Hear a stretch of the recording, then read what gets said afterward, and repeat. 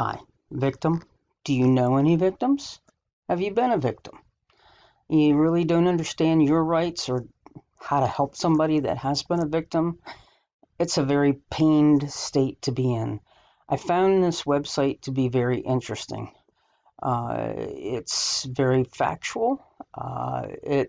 We have many members in the group that are in criminal justice, but even if you're not in criminal justice, I would find this a very helpful website to gear somebody towards in order to gain some information.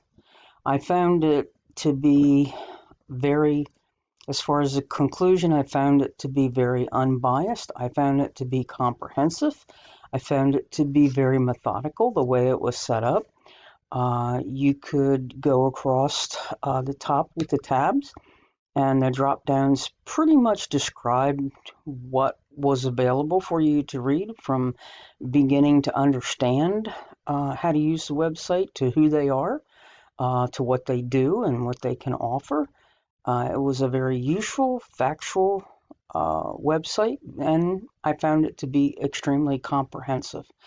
This website I would recommend not only to someone in criminal justice, but anyone who has been a victim or knows somebody that's a victim that would need some help.